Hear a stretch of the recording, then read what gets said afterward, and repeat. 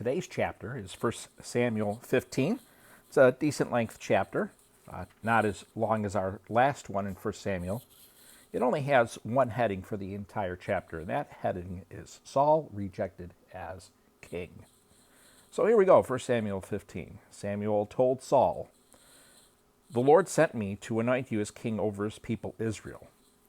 Now listen to the words of the Lord. This is what the Lord of armies says. I witnessed what the Amalekites did to the Israelites when they opposed them along the way as they were coming out of Egypt. Now go and attack the Amalekites and completely destroy everything they have. Do not spare them. Kill men and women, infants and nursing babies, oxen and sheep, camels and donkeys." Then Saul summoned the troops and counted them at Telaim. Not sure if I'm saying that town correctly, of course. 200,000 foot soldiers and 10,000 men from Judah. Saul came to the city of Amalek and set up an ambush in the wadi. He warned the Kenites, "Since you showed kindness to all the Israelites when they came out of Egypt, go on and leave. Get away from the Amalekites, or I'll sweep you away with them." So the Kenites withdrew from the Amalekites. Then Saul struck down the Amalekites from Havilah all the way to Shur, which is next to Egypt. He captured King Agag of Amalek alive, but he completely destroyed all the rest of the people with the sword. Saul and the troops spared Agag and the best of the sheep, goats, cattle, and choice animals, as well as the young rams and the best of everything else. They were not willing to destroy them, but they did destroy all the worthless and unwanted things. Then the word of the Lord came to Samuel.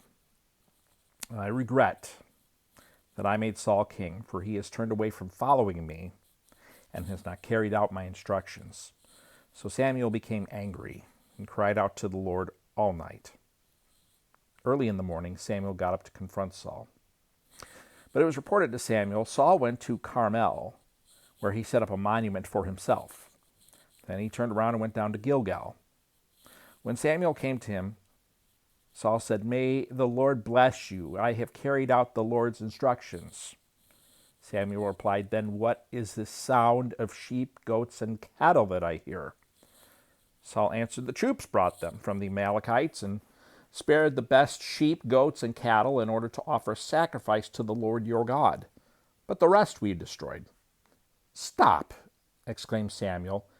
"Let me tell you what the Lord said to me last night." "Tell me," he replied. Samuel continued, "Although you once considered yourself unimportant, haven't you become the leader of the tribes of Israel? The Lord anointed you king over Israel and then sent you on a mission and said, 'Go and completely destroy the sinful Amalekites. Fight against them until you have annihilated them.' Why didn't you obey the Lord? Why did you rush on the plunder and do what was evil in the Lord's sight?" "But I did obey the Lord," Saul answered. "I went on the mission the Lord gave me.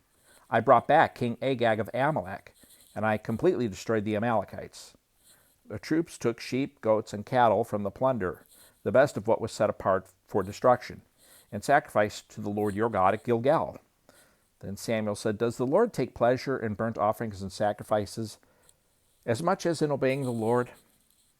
Look, to obey is better than sacrifice. To pay attention is better than the fat of rams, for rebellion is like the sin of divination, and defiance is like wickedness and idolatry.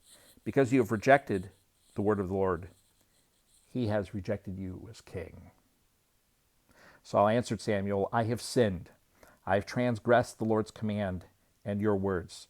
Because I was afraid of the people, I obeyed them. Now, therefore, please forgive my sin and return with me so I can worship the Lord."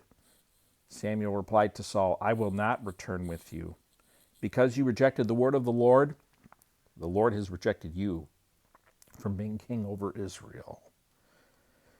When Samuel turned to go, Saul grabbed the corner of his robe and it tore. Samuel told him, "The Lord has torn the kingship of Israel away from you today and has given it to your neighbor who is better than you. Furthermore, the Eternal One of Israel does not lie or change his mind, for he is not man who changes his mind." Saul said, "I have sinned. Please honor me now before the elders of my people and before Israel. Come back with me so I can bow and worship to the Lord your God. Then Samuel went back, following Saul, and Saul bowed down to the Lord. Samuel said, "Bring me King Agag of Amalek." Agag came to him trembling, for he thought, "Certainly the bitterness of death has come." Samuel declared, "As your sword has made women childless, so your mother will be childless among women." Then he hacked Agag to pieces before the Lord at Gilgal. Samuel went to Ramah, and Saul went up to his home in Gibeah of Saul. Even to the day of his death, Samuel never saw Saul again. Samuel mourned for Saul, and the Lord regretted that he made Saul king over Israel. 1 Samuel chapter 15. And you would think, listening to that perhaps that is the last we hear of Saul. But it's still not the last we hear of Saul, but we see everything unraveling for him. A man who started out pretty well, and it's just falling to pieces. So, thank you for watching. Thank you for listening. I hope you have a great day, and I hope to see you back here tomorrow.